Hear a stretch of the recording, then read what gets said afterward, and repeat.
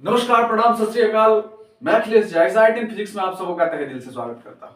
बच्चों देखिएगा, ये बेहतरीन क्वेश्चन आपके सामने है। इलेक्ट्रिसिटी का रिलेटेड क्वेश्चन है। अब जानते होंगे बच्चों की बोर्ड क्लास में इलेक्ट्रिसिटी और लाइट दो चैप्टर ऐसा है कि जिससे ज्यादा से ज्यादा क्वेश्चन अराइज किया जाता है। तो हमें करना क्या है बच्चों कि ज्यादा से ज्यादा जिस चैप्टर से क्वेश्चन अराइज किया जाता है उस चैप्टर को गहराई से पढ़ना और समझना है। लाइट से भी ज्यादा क्वेश्चन इलेक्ट्रिसिटी से अराइज किया जाता है। अगर आप क्वेश्चन बैंक को ध्यान दीजिएगा तो लाइट से ज्यादा क्वेश्चन इलेक्ट्रिसिटी से अराइज किया जाता है। और जितना क्वेश्चन हम यहाँ पर डाल रहे हैं, एक एक क्वेश्चन आपके लिए इतना इंपॉर्टेंट होने वाला है बच्चों कि आप सोच नहीं सकते कि कितना ज्यादा इंपॉर्टेंट है। तो आप, चूंकि हम एक्सपीरियंस लेकर के और तब आपको बता रहे हैं, और बच्चों आप इस बात को मेरे पे बिल्कुल भरोसा करते हुए और इस क्वेश्चन पे ध्यान दीजिए। निश्चित रूप से कोई नहीं रोक सकता कि आप 100 आउट ऑफ 100% की बात कर रहा हूं कि ना लेके आ पाए, ऐसा हो ही नहीं सकता बच्चों। तो निश्चित रूप से आइए और क्वेश्चन की तरफ चलते हैं बिना टाइम वेस्ट किए बच्चों। देखते हैं क्वेश्चन क्या क्या रहा है कि आप लोग कितने करंट के झटके खा चुके हैं, वो हम अब देख लेना चाहते हैं। देखिए बच्चों क्या कह रहा है कि 3 resistors of resistances 8 ohm, 16 ohm, 24 ohm are connected in parallel with a 4-volt cell. Find the equivalent resistance of the circuit, the current supplied by the circuit cell and the current through each resistor. बच्चों question आप देख लिए होंगे, क्या क्या रहा है समझना है कि 3 रेसिस्टर्स ऑफ रेसिस्टेंसेस 8 ohm, एक सर्किट है, एक सर्किट बना हुआ है, उसमें पैरेलल में 3 रेसिस्टर लगा हुआ है। एक सर्किट है उसमें पैरेलल में 3 रेसिस्टर लगा हुआ है, 8 ohm का, 16 ohm का और 24 ohm का। 3 रेसिस्टर लगा हुआ है। तीनों रेसिस्टर, ध्यान दीजिएगा कि 3 रेसिस्टर लगा हुआ है और तीनों रेसिस्टर में क्या होता है कि एक 4 वोल्ट का सेल भी लगा हुआ है। 4 वोल्ट का सेल मतलब पोटेंशियल डिफरेंस की बात कर रहा है। 4 वोल्ट का सेल लगा हुआ है। अब पूछ क्या क्या रहा है, पूछ रहा है पहला कि फाइंड द इक्विवेलेंट रेसिस्टेंस। बोल रहा है कि चूंकि तीनों जो रेसिस्टर है वो पैरेलल में कनेक्टेड है तो उसका इक्विवेलेंट रेजिस्टेंस क्या होगा। दूसरा सेकंड क्वेश्चन पूछ रहा है the current supplied by the cell, कि आखिर सेल के द्वारा जो टोटल करंट सप्लाई हो रहा है वो कितना सप्लाई हो रहा है। और तीसरा कि the current through each resistor, कि हर एक रेसिस्टर से कितना करंट फ्लो कर रहा है, हर एक रेसिस्टर से अलग अलग। जैसे कि एक बार तो ये पूछ रहा है कि current supplied by the cell का मतलब हो गया कि ये टोटल करंट की बात कर रहा है, और यहां पर जो क्वेश्चन है the current through each resistor, ये बात कर रहा है कि जितना भी रेसिस्टर लगा हुआ है उस सारे रेसिस्टर से होकर के कितना करंट फ्लो कर रहा है। तो बच्चों आइए इसमें टाइम वेस्ट किए बगैर सबसे पहले एक सर्किट डायग्राम ड्रॉ करेंगे। बच्चों सर्किट डायग्राम में सबसे पहले क्या करेंगे कि तीनों रेसिस्टर को पैरेलल में कनेक्ट करेंगे। तो आइए देखते हैं कि तीनों रेसिस्टर को पैरेलल में कैसे कनेक्ट करते हैं। देखिएगा कि सबसे पहला एक रेसिस्टर यहां पर कनेक्ट किए, फिर देखिएगा दूसरा रेसिस्टर यहां पर बच्चों कनेक्ट किए, और फिर तीसरा रेसिस्टर यहां पर कनेक्ट किए। अब देखिएगा बच्चों कि तीनों रेसिस्टर कनेक्ट कर दिए, तीनों रेसिस्टर कनेक्ट कर दिए। इसको हम लोग चाहे तो R1 दे सकते हैं ना, इसका R1 बराबर हम लोग क्या बोल सकते हैं बच्चों 8 ohm। यहां पर जो वहां पर दिया हुआ बच्चों क्वेश्चन, तो ये 8 ohm का यहां पर में कितना रेसिस्टेंस है 8 ohm है, इसको R2 मान लेंगे बच्चों। और ये R2 यहां पर कितना ओम का रेसिस्टेंस है 16 ohm है, और इसको क्या मान लेंगे बच्चों R3 मान लेंगे, और यहां पर कितना रेसिस्टेंस है 24 ohm का रेसिस्टेंस। तीनों पैरेलल में कनेक्ट है, कोई डाउट है क्या? बिल्कुल डाउट नहीं होगा, क्योंकि बोल रहा है कि यहां पर जो सर्किट डायग्राम है उसमें जो रेसिस्टर लगा हुआ है उसमें जो रेसिस्टेंसेस है वो 8 ohm, 16 ohm और 24 ohm का है।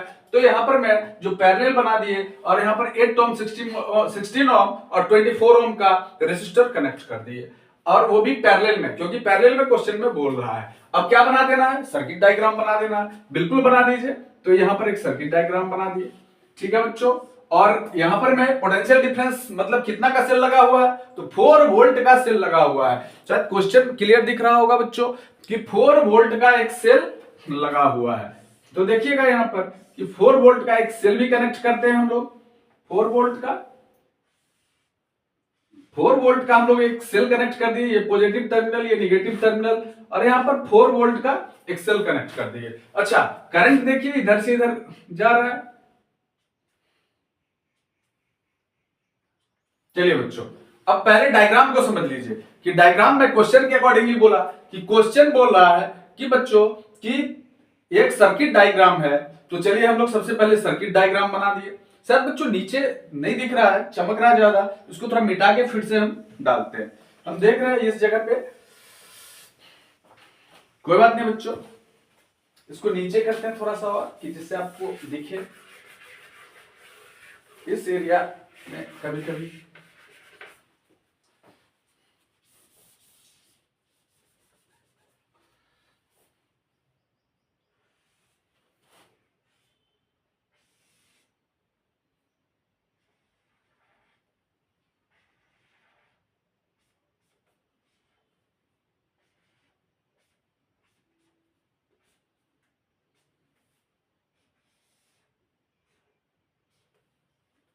ये पॉजिटिव टर्मिनल है, ये नेगेटिव, और 4 वोल्ट का पोटेंशियल डिफरेंस है। अब आपको शायद दिख रहा होगा बच्चों। चलिए अब देखिए, ध्यान दीजिए बच्चों कि यहां पर मैं हम देख लिए कि 3 रेसिस्टर लग गया, R1 R2 R3। R1 में कितना रेसिस्टेंस है, 8 ओम का है। R2 में कितना है, 16 ओम का है। और R3 में कितना है, 24 ओम का रेसिस्टेंस है। बच्चों चलिए अब हम लोग क्या करते हैं, सबसे पहला, ये तीनों तो रेसिस्टेंस दिया हुआ पैरेलल में कनेक्टेड है, तो अब सबसे पहला क्वेश्चन क्या कह रहा है कि the equivalent resistance of the circuit. हम लोग इस सर्किट का सबसे पहले इक्विवेलेंट रेसिस्टेंस निकालेंगे। तो आइए देखते हैं, क्वेश्चन नंबर ए दिया हुआ है, तो यहां पर ए का लिखेंगे कि द इक्विवेलेंट रेसिस्टेंस, क्या लिखेंगे, द इक्विवेलेंट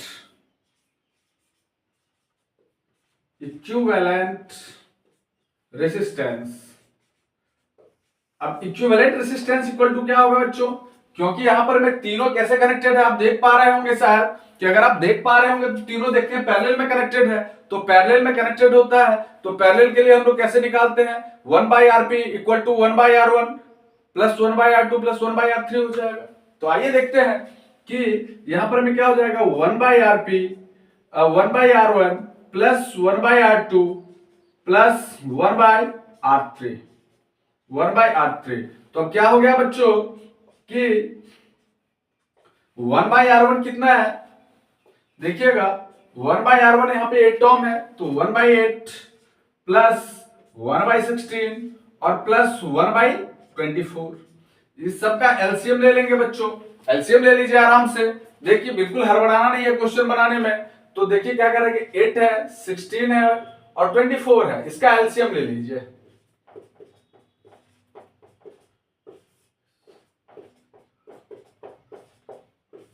देख लीजिए बच्चों कितना आ गया, 48 आ गया। चलिए यहां पे 48 लिख देंगे और यहां पर कितना हो जाएगा, 6 हो जाएगा प्लस 3 हो जाएगा और प्लस 2 हो जाएगा। तो इक्वल टू में क्या निकल के आ गया, ऐड कर दीजिए टोटल, तो 3 2 5 6 11/48 आ गया। कितना आ गया, 11/48 आ गया। तो इसीलिए रेजिस्टेंस इक्विवेलेंट मतलब रेजिस्टेंस इन पैरेलल क्या निकल के आ गया बच्चों, देखिएगा शायद दिख रहा होगा आपको, तो इक्वल टू 48/11 आ गया। कितना आ गया, 48/11 इक्वल टू क्या हो गया, अब देखिए 48/11 है, इसको डिवाइड कर देंगे, क्या हो जाएगा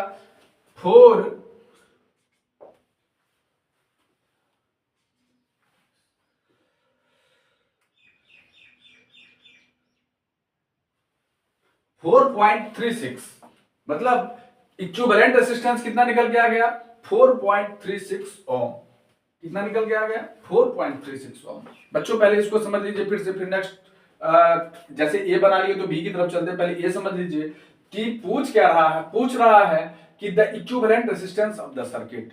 चूंकि द इक्विवेलेंट रेजिस्टेंस यहां पर में हम इसलिए 1/R1 1/R2 लिख दिए क्योंकि यहां पर टोटल पैरेलल में ही लगा हुआ है, इस वजह से। और नहीं तो अगर पैरेलल सीरीज में रहता तो पहले हम लोग पैरेलल का निकाल लेते, फिर सीरीज का निकालते और लास्ट में द इक्विवेलेंट रेजिस्टेंस लिख लेते। लेकिन यहां पर चूंकि एक ही चीज है इसीलिए हम लोग द इक्विवेलेंट रेजिस्टेंस पहले लिख दिए। अब फार्मूला यहां पर लगा दिए, 1/R1 plus 1/R2 plus 1/R3। अब देखिएगा कि 1/R1 कितना था, 1/8 प्लस 1/16 प्लस 1/24। अब इसका एलसीएम ले लिए, एलसीएम कितना निकल के आ गया, देख लीजिए बच्चों यहां पर एलसीएम लिया गया है, आप देख सकते हैं कि ये 48 निकल के आ गया।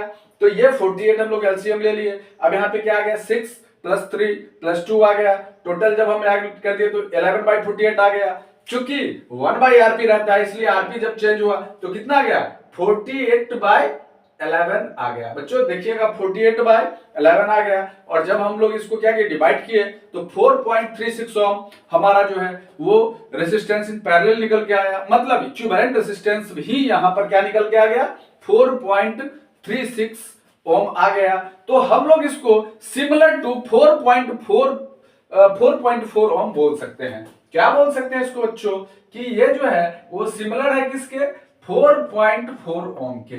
क्योंकि 3 और के बाद 6 आ रहा है तो 4.4 ओम इसको हम लोग बोल सकते हैं। तो इक्विवेलेंट रेजिस्टेंस कितना निकल के आ गया बच्चों, हमारा 4.4 ओम इक्विवेलेंट रेजिस्टेंस निकल के आ गया। शायद आपको दिख रहा हो,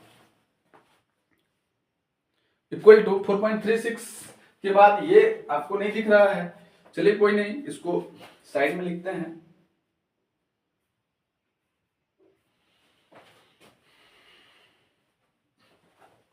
यहां पे क्या हो जाएगा, सिमिलर टू 4.4 ओम। क्या है, सिमिलर आ गया 4.4 ओम के।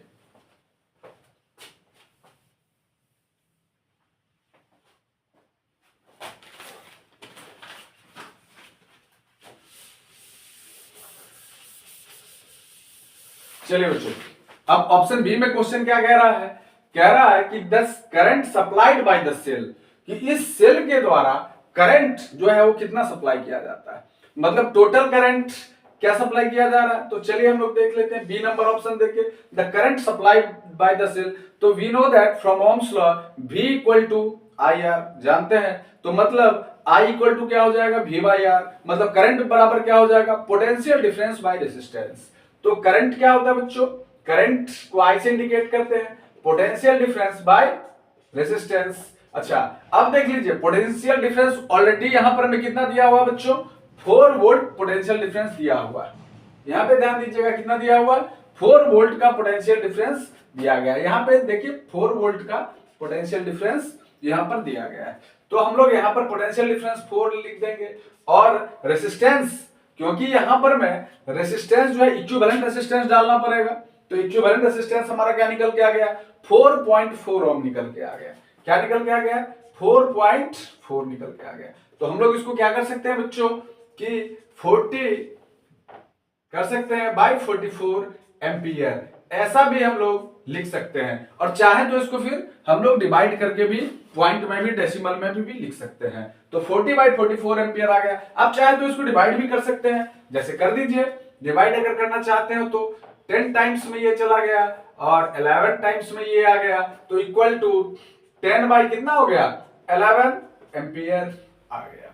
ठीक है, और चाहते हैं इसको कि नहीं, इसको थोड़ा सा और हम करें, तो सिंपल आप इसको क्या करिएगा बच्चों, कि 0.9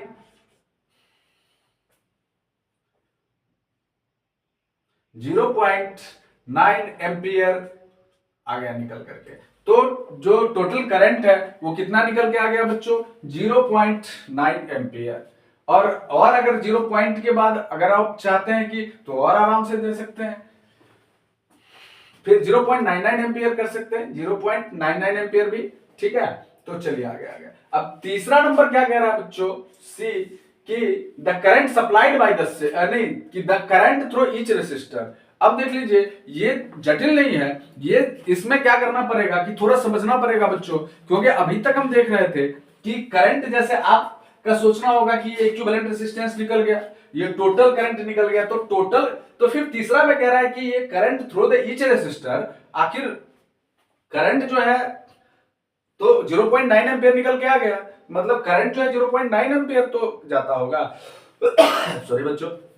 तो बच्चों सबसे पहले हमको ये समझना है कि करंट, टोटल करंट 0.9 एम्पियर है, पैरेलल में है, लेकिन हर एक रेसिस्टर के पास क्या करंट फ्लो कर रहा है, इसको अलग अलग, जैसे पोटेंशियल डिफरेंस तो सबके पास यही रहेगा, लेकिन अलग अलग रेसिस्टर के अकॉर्डिंग निकाल लेंगे। तो चलिए आते हैं, देखते हैं। सी कह रहा है कि the current supplied, the current through the each resistor, कि हर एक रेसिस्टर से करंट क्या फ्लो कर रहा है। तो व्हेन, तब देखिए, देख ली कि when resistance when resistance is 8 ओम, अगर रेसिस्टेंस 8 ओम है देन, तो उस समय करंट क्या होगा? सिंपल सी बात है, potential difference bye resistance. Potential difference कितना है? सब पोटेंशियल डिफरेंस 4 ही रहेगा, और रेसिस्टेंस, तो चूंकि रेसिस्टेंस ऑलरेडी 8 वो दे रखा है कि अभी वो अब इक्विवेलेंट रेसिस्टेंस की बात नहीं कर रहा है, वो बोल रहा है कि अब अलग अलग तीनों रेसिस्टेंस के पास करंट क्या है, तो 4/8 हो जाएगा।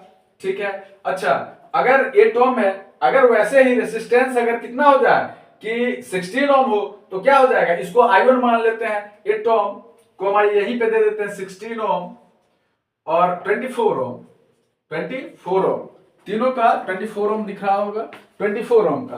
तो करंट जो है I1 4/8 निकल के आ गया। I2 क्या आ जाएगा बच्चों? देखिएगा कि पोटेंशियल डिफरेंस तो 4 ही रहेगा, लेकिन क्या हो जाएगा? ये 16 हो जाएगा क्योंकि रेसिस्टेंस हो जाएगा, और I3 देखिएगा नीचे, I3 क्या निकल के आ जाएगा?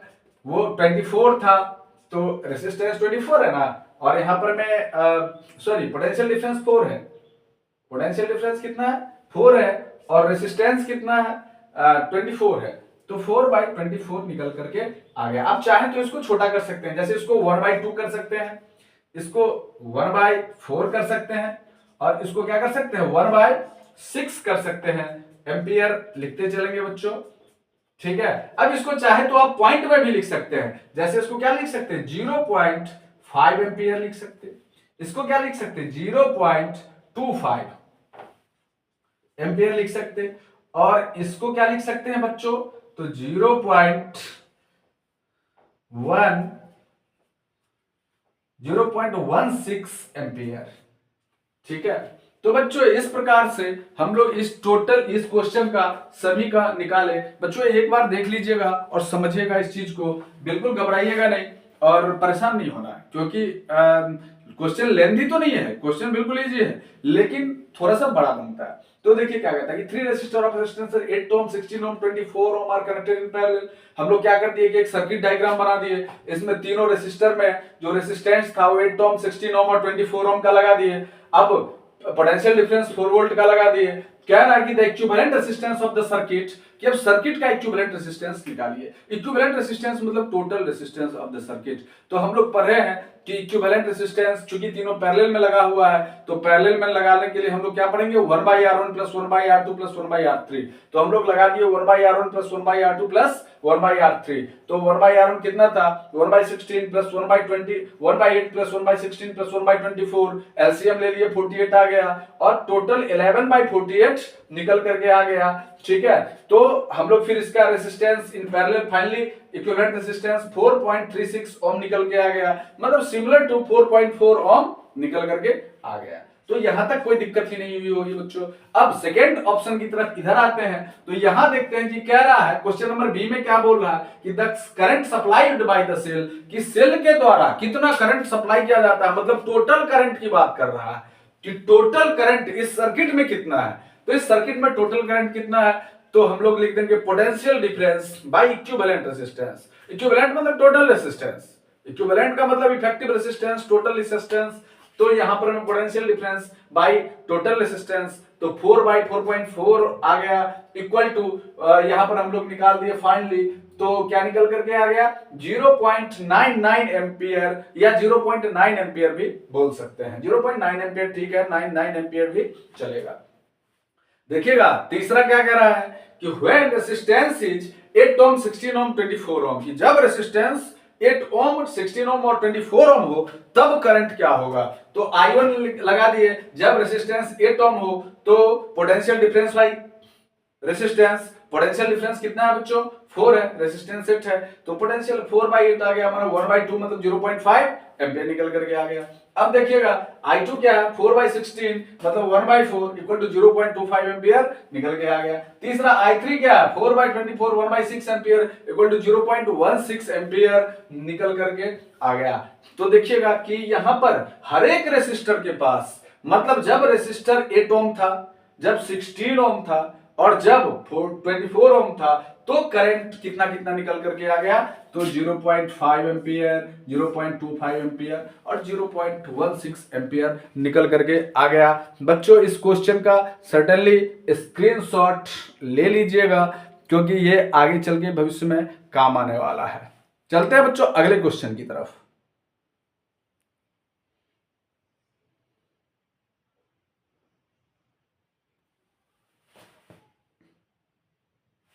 बच्चों एक नए क्वेश्चन के साथ आपके सामने हूं, देखिएगा एक नया क्वेश्चन है।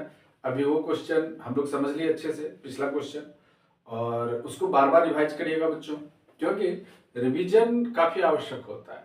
हम पहले ही बताए practice makes a man perfect, कि आप अगर प्रैक्टिस करते हैं तो आप बिल्कुल परफेक्ट बन जाएंगे, इसमें कोई डाउट नहीं है बच्चों। तो आगे चलते हैं और देखते हैं ये क्वेश्चन क्या कह रहा है बच्चों। जैसे बच्चों हम कल आपको बताए थे रेसिस्टेंस और रेसिस्टिविटी के बारे में, ठीक है, हम लोग बात किए थे। अभी ये इतना इंपॉर्टेंट टॉपिक है, इतना इंपॉर्टेंट चीज है कि रेसिस्टेंस और रेसिस्टिविटी के बारे में समझना बहुत जरूरी है आपके लिए। रेसिस्टेंस क्या कहता है और रेसिस्टिविटी क्या कहता है। देखिए रेसिस्टेंस क्या होता है कि किसी भी वायर से अगर क्या हो रहा है कि चार्ज मूव कर रहा है, तो उसको क्या होता है कि कितने अवरोध का सामना करना पड़ता है, ये रेसिस्टेंस होता है। और रेसिस्टिविटी क्या होता है कि रेसिस्टिविटी होता है कि उस वायर से कितना करंट फ्लो कर रहा है, ठीक है। तो ये हम कल बताए थे आपको, हम बताए थे एक चीज हमेशा याद रखिएगा कि अगर कोई भी वायर है तो उसका जो उसमें जो एरिया ऑफ क्रॉस सेक्शन होता है, जैसे अगर आपके अंदर ये फील है कि अगर कोई वायर की बात कर रहा है, ध्यान दीजिएगा इस वायर की बात कर रहा है, तो ये वायर है और इस वायर में जो ये वाला अगर कोई वायर है, इसको बीच से अगर हम काटते हैं, बीच से अगर काटते हैं तो एकदम से तो ये वाला भाग एरिया ऑफ क्रॉस सेक्शन हो जाएगा। लेकिन वायर को अगर हम तिरछा काटते हैं, जैसे आरा तिरछा कहीं से काट दी, तो ये वाला भाग क्या एरिया ऑफ क्रॉस सेक्शन हो जाएगा? नहीं बच्चों, ये वाला भाग नहीं होगा। अगर बिल्कुल आप सीधा और एकदम स्ट्रेट काटते हैं तो ये वाला भाग एरिया ऑफ क्रॉस सेक्शन होता है। और एरिया ऑफ क्रॉस सेक्शन का मतलब जैसे ही एरिया बोला तो उसका जो यूनिट होता है, अगर वो मीटर में दे तो मीटर स्क्वायर, मिलीमीटर में दे तो मिलीमीटर स्क्वायर, सीएम में दे तो सेंटीमीटर स्क्वायर, हमेशा स्क्वायर में ही एरिया होता है। बच्चों इसमें आपको कोई दिक्कत नहीं हो रही होगी, क्योंकि आप क्लास 10 के बच्चे हैं और निश्चित रूप से इंटेलिजेंट हैं एकदम, तो इस वजह से आपको कहीं कोई दिक्कत नहीं है। अब देखिएगा क्या कह रहा है क्वेश्चन में, क्या कह रहा है और हम लोग फिर करेंगे क्या इस क्वेश्चन में। देखिए बच्चों कह रहा है, क्वेश्चन को पहले देखिए अच्छे से, शायद दिख रहा होगा कि calculate the resistance of a copper wire of length 2 meter and area of cross section 4 mm square millimeter square. Resistivity of copper is 3.4 into 10 to the power minus 16 ohm meter. बच्चों सबसे पहला हम काम क्या करेंगे कि इसमें जो गिवन दिया हुआ है उसको लिख लेते हैं। तो आइए सबसे पहले लिखते हैं कि गिवन क्या दिया हुआ है, तो चलिए लिखते हैं गिवन। देखिए गिवन क्या दिया हुआ, गिवन बच्चों दिया हुआ है कि किसी भी कॉपर वायर का लेंथ कितना है, 2 मीटर दिया हुआ है। तो हम लोग लिख देते हैं लेंथ, लेंथ कितना है बच्चों, 2 मीटर है लेंथ, कोई डाउट ही नहीं है। अच्छा, and area of cross section कितना है, एरिया ऑफ क्रॉस सेक्शन कितना है, तो देखिएगा क्या है, area of cross section, area of cross section, area of cross section दिख रहा है क्या बच्चों? हाँ, एरिया ऑफ क्रॉस सेक्शन थोड़ा सा नहीं दिख रहा तो कोई बात नहीं, इसको मिटाते हैं, ओवर करते हैं। Area of cross section, area of cross section क्या है बच्चों, यहां पे 4 mm स्क्वायर दिया हुआ है। कितना दिया हुआ, 4 mm square area of cross section दिया हुआ। चलिए आगे क्या कह रहा है कि रेसिस्टिविटी ऑफ कॉपर वायर, अब रेसिस्टिविटी भी दिया हुआ है। रेसिस्टिविटी को बच्चों किस चीज से इंडिकेट करते हैं, रो से करते हैं। किससे करते हैं, रो से करते हैं। और उसका एसआई यूनिट क्या होता है, ओम मीटर होता है। देखिए यहाँ पे एसआई यूनिट ओम मीटर दिया हुआ है, क्या एसआई यूनिट ओम मीटर होता है। तो रेसिस्टिविटी देखते हैं कि रेसिस्टिविटी क्या दिया हुआ है।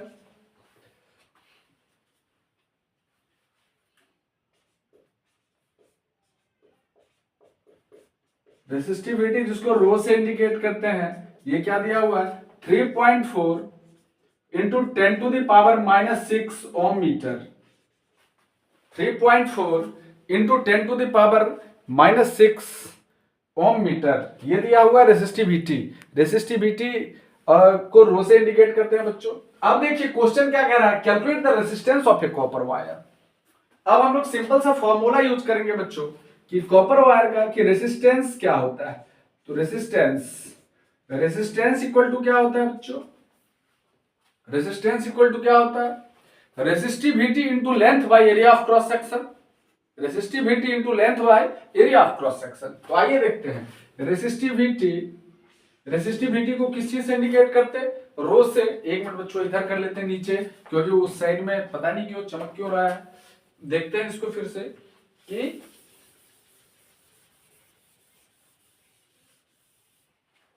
देखिएगा कि रेसिस्टेंस